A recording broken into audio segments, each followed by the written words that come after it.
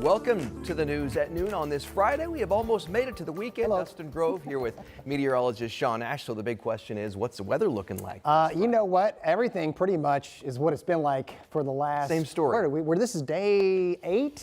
Day 8. It's a long stretch. 8 straight. We'll dive into how that feeds into historical perspective here in a moment. Let's talk about the sunshine and the impacts to temperatures here at this hour. Voila, we're already up to 80 degrees here in Indy, 82 in Terre Haute, and at this rate, 86 may not be warm enough, but we're going to hold with that for the time being. Bottom line, way above average, which is low 70s. You can tell we're already well above that. 82, as I mentioned, in Terre Haute, 79 in Richmond. Take these numbers, compare them to 24 hours ago. We hit 84 for a high yesterday. So probably going to be in the upper 80s versus the mid 80s. Dew points have creeped up a little bit. There's a little subtle axis, and enough so that it's allowed for some very isolated showers to develop here. And you know what I'm talking about if you're in parts of Morgan and Johnson County. And we still have one that's been able to survive here. There's not a whole lot of lift in the atmosphere, but on the southern shores there of Lake Monroe, down into near Bedford, still holding its own right now. Again, very isolated, 5–10% chance, and that would more than likely be south of I-70. And we can see that on our tower camera here in Indy. 80, a little more humid than it's been. But otherwise, the majority of the state is going to be like it's been for the last several days. Here's your temperature timeline this evening as we get ready for week 7 already of Operation Football. It's a 7:24 sunset here this evening. We've got a lot of 80s in the 7-day and some rain chances coming up here in a few minutes.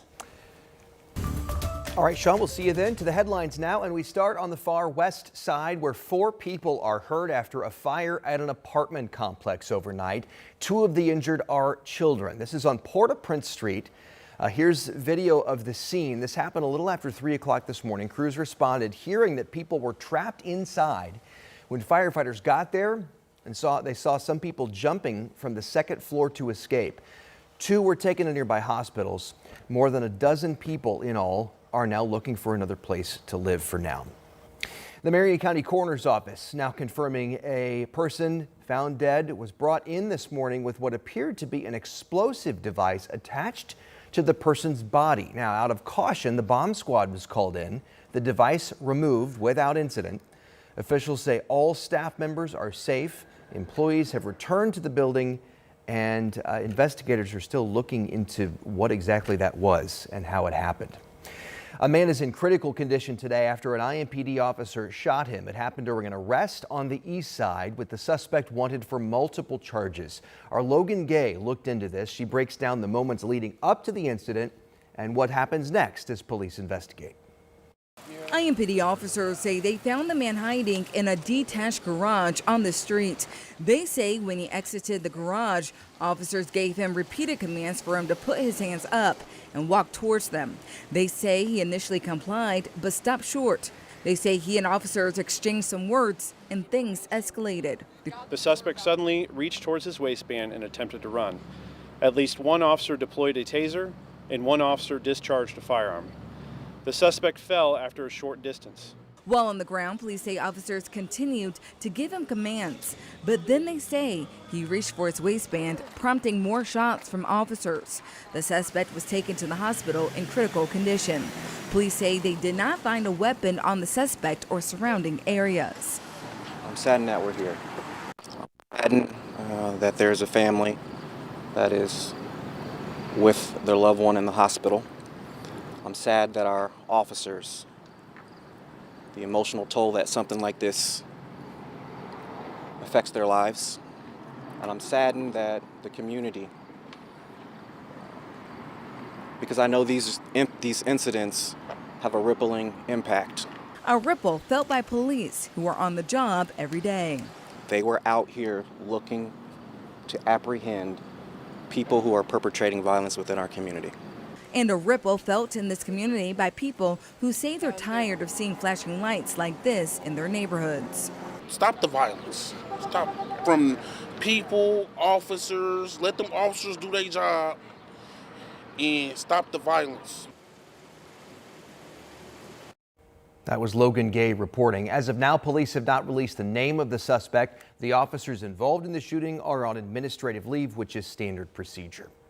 And another person is in critical condition after a shooting on the southeast side. It happened around 3 yesterday afternoon near Wagner Lane at East Raymond Street.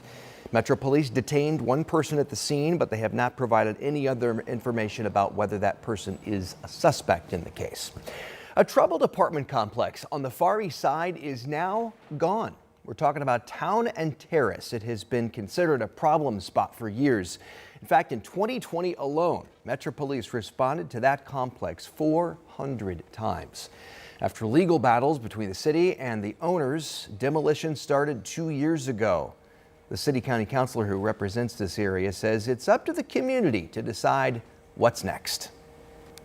I would love to see a little bit of economic development, businesses, community space, libraries, whatever that looks like, a grocery store. It would be nice if they had units, apartments at the top and shops at the bottom. As part of the demo process, city leaders helped people in 120 households find new places to live. Police are urging drivers and bicyclists right now to take more caution as we're seeing an increase in the number of crashes. The Monon is one concern specifically. Hundreds of people use that 27-mile trail every single day. Yellow lights flash above the crossing at 16th Street. When our crews stopped by, for the most part, drivers we saw slowed down or stopped. IMPD is reminding drivers if there is a crash, no matter the circumstances, you've got to stay on the scene and cooperate with investigators. The man accused of killing Indiana State Police Trooper Aaron Smith is back in court today. Eddie Jones appeared before a judge at 9 this morning for a competency hearing. He's charged with murder and accused of hitting Trooper Smith with a stolen car during a police chase back in 2023. As of right now, his trial is set to begin next month, November 10th. This is currently going on right now, of course, so we'll update you on air and online at WTHR.com when we learn more on what happened there. To the latest on the federal government shutdown now. They say if you first don't succeed, you know the rest. Try and try again. Well, today, the Senate is trying for a fourth vote on the same spending bill. It's still unlikely to pass. Here's Amy Colley with the latest. Today, the Senate is voting on the same GOP funding bill that already failed 3 times. Democrats are expected to block it once again. We haven't wanted to negotiate. We just want to keep the government open. We are ready, we are willing, we are able to sit down with anyone, anytime, any place. Senate Majority Leader John Thune says he's considering a talk with Senate Minority Leader Chuck Schumer. In the meantime, if today's vote fails, Thune says he'll hold another one Monday on that same funding bill. We are asking Democrats to do nothing more than pass a clean, nonpartisan bill to fund the government for a few more weeks so that we can get back to bipartisan appropriations work. Democrats say they don't want to keep voting on the same legislation. They want to negotiate changes. They say their primary goal is to stop health care premiums from going up for people on Obamacare. Enact a spending agreement that actually meets the needs of the American people while at the same time addressing the Republican health care crisis. Meanwhile, the White House says President Donald Trump plans to fire thousands of federal workers during the shutdown. 2 officials say that could start today or this weekend. We're going to look at agencies that don't align with the administration's values that we feel are a waste of the taxpayer dollar. I'm Amy Kiley reporting. And this, we are taking a closer look today at help available for families struggling to pay for childcare. The YMCA's early learning and before and after school programs, they care for thousands of kids every year. Until this year, vouchers from the state's Child Care and Development Fund covered the cost for low-income families, but the state announced cuts to the program that leaders say were necessary to close a funding gap. So, the Y is fronting the cost for before and after school programs for affected families for the rest of the month, and Hoosiers can give them a hand. The smallest of gifts will still make a difference, and it will be a game changer for some of our families that don't have any other options right now. People at the Y acknowledge this is just a Band-Aid at this point. It's only for the month, but it is a start. And if you'd like to donate, every dollar raised will go directly to help pay for childcare. You can contribute in person or you can do so online.